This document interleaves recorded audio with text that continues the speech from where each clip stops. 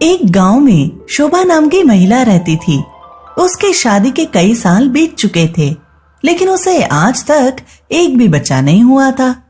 शोभा जहां जाती भगवान से बस इतनी ही प्रार्थना करती कि उसे भी बाकियों की तरह भगवान एक बच्चा दे दे और वह भी मां बन पाए। एक दिन शोभा जंगल वाले रास्ते से आ रही थी, तभी उसे पेड़ के नीचे बैठे एक बाबा दिखे। शोभा बाबा के पास आई। प्रणाम बाबा। खुश रहो बेटी, बताओ क्या समस्या है? कोई समस्या नहीं है, सब सही से चल रहा है, लेकिन मुझे जिंदगी में सिर्फ एक चीज की कमी लगती है।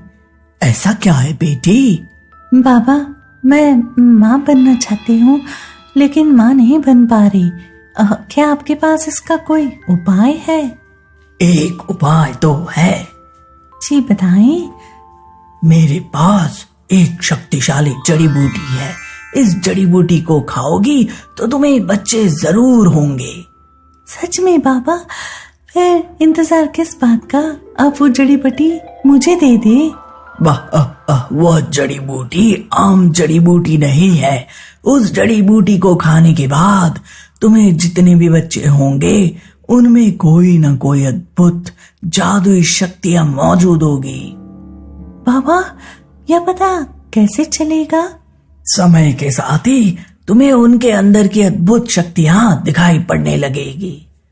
शोभा बाबा की बातों को समझ नहीं पाई और माँ बनने की बात सुनकर खुश हो गई और बोली, कोई बात नहीं है बाबा, आप वो जड़ी बूटी मुझे दे दे, मैं सब कुछ संभाल लूंगी। बाबा वह जड़ी बूटी शोभा को दे देते हैं। शोभा घर आकर एक गिलास दूध में उस जड़ी बूटी को मिलाकर पी जाती है। कुछ महीने बीत जाते हैं, फिर वही हुआ जो बाबा ने कहा था। शोभा माँ बनने वाली थी। शोभा इस बात से बहुत खुश थी और बेसब्री से अपने बच्चे के आने का इंतजार कर रही थी। एक दिन अचानक शोभा के पेट में बहुत जोर से दर्द होने लगता है। अब शोभा का बच्चा इस दुनिया में आने वाला था। शोभा एक साथ 3 बेटियों को जन्म देती है। वह तीनों ही बेटियां बहुत ही खूबसूरत और प्यारी दिख रही थी। शोभा का पति और शोभा दोनों अपनी बेटियों को देखकर बहुत खुश होते हैं। बाबा की दी हुई जड़ी बूटी के कमाल की वजह से शोभा को यह 3 बेटियां हुई थी। शोभा ने एक का नाम मालती रखा, दूसरी का नाम सुनैना रखा और तीसरी का नाम पलक रखा। तीनों ही बहनों में बहुत प्रेम था। धीरे धीरे वह तीनों बड़ी होने लगी। समय के साथ ही तीनों की अद्भुत जादुई शक्तियां दिखनी शुरू हो गई। जब तीनों छोटी थी तब तीनों आम बच्चों की तरह ही थी, लेकिन जैसे जैसे वह बड़ी हुई उनकी जादुई शक्तियां दिखने लगी।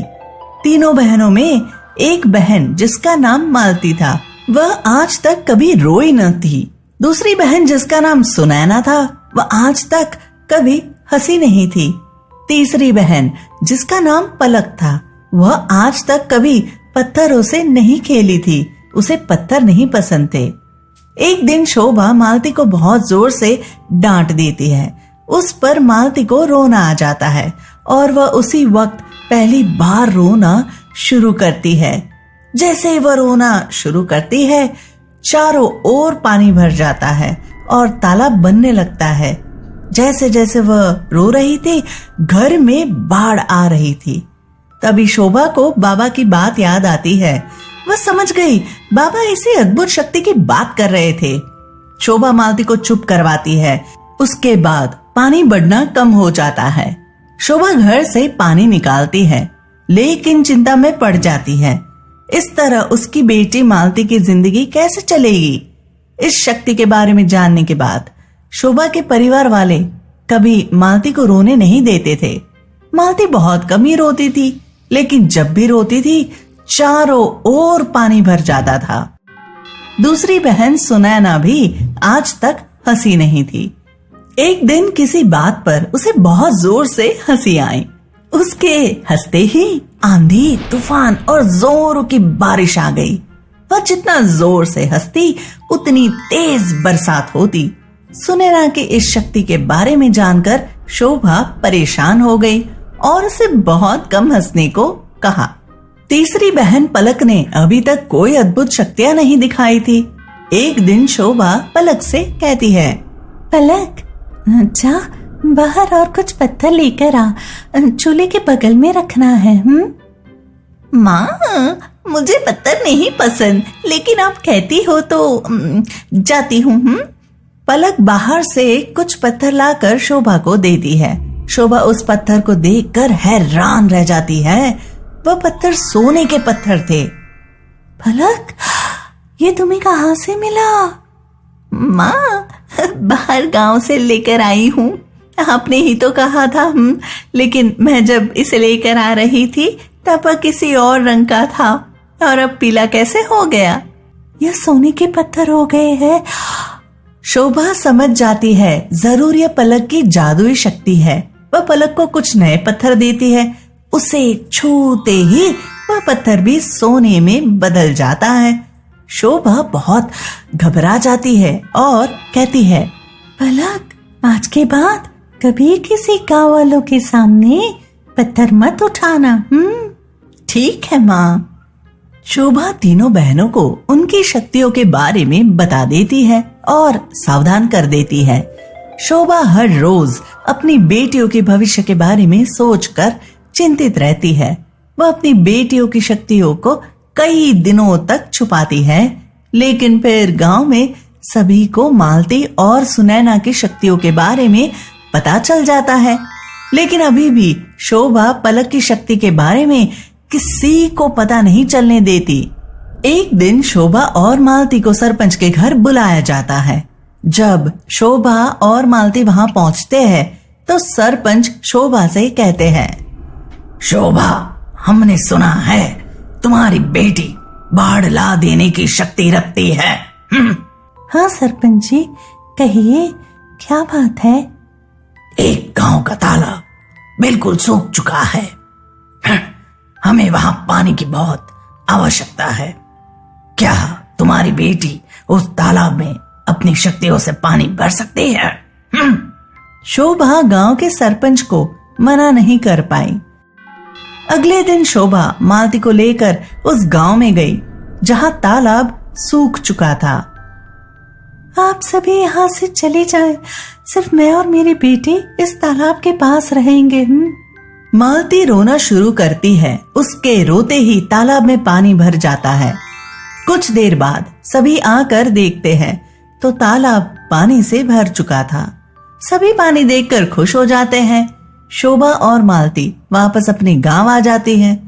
अब कुछ दिनों बाद वापस से सरपंच शोभा और उसकी दूसरी बेटी सुनैना को बुलाते हैं। शोभा, एक गांव में बरसात ना होने की वजह से फसल बर्बाद हो रही है। क्या तुम्हारी बेटी सुनैना वहां बारिश करवा सकती है? शोभा मान जाती है और वहां अपनी बेटी सुनैना के साथ पहुंचती है। वहां जाकर सुनैना एक कमरे में जाती है और जोर जोर से हंसने लगती है। आंधी, तूफान और बरसात शुरू हो जाती है। इसके बाद शोभा और सुनैना वापस अपने गांव आ जाती है। इसी तरह अब सभी गांव वाले हर वक्त शोभा और उसकी दोनों बेटियों को परेशान करने लगते हैं। यह शोभा को पसंद नहीं आता है। वह सोच रही थी, इस तरह तो गांव वालों को मेरी तीसरी बेटी की शक्ति के बारे में पता चल गया तो सभी उसे भी चैन से जीने नहीं देंगे। जैसे मेरी दोनों बेटियों के साथ हो रहा है वैसे ही उसके साथ भी होगा। मुझे कुछ करना ही होगा। वह जंगल में बाबा को ढूंढने लगती है जिसने उसे शक्तिशाली जड़ी बूटी दी थी। एक दिन शोभा को वह बाबा मिल जाते हैं। बाबा, मैं बहुत परेशान हूँ। मेरी बेटियों की शक्तियाँ सभी गांव वालों को पता चल गई है। वह हमें बहुत परेशान करने लगे हैं। रो मत बेटी, पूरी बात बताओ। जैसा आपने कहा था, उस जड़ी बूटी से जो भी बच्चे होंगे उनमें जादुई शक्तियां होंगी। वैसा ही हुआ, लेकिन आप कुछ करें जिससे मैं अपनी बेटियों को बाकी बच्चे की तरह ही कर पाऊं। एक काम करो, यह चूरन लेती जाओ। इसे 1 हफ्ते तक दूध में मिलाकर तीनों बेटियों को पिलाओ। वह बिल्कुल आम लड़कियों की तरह हो जाएगी। शोभा उस चूर्ण को लेकर जाती है और 1 हफ्ते तक अपनी बेटियों को वह चूर्ण दूध में मिलाकर पिलाती है। उसके बाद उन तीनों बहनों की जादुई शक्तियां खत्म हो जाती है और वह तीनों भी आम लड़कियों की तरह बन जाती है। यह बात गांव वालों को पता चलती है। अब कोई भी शोभा या उसकी बेटियों को परेशान नहीं करता था। वह खुशी खुशी आम लोगों की तरह जिंदगी व्यतीत करने लगती है।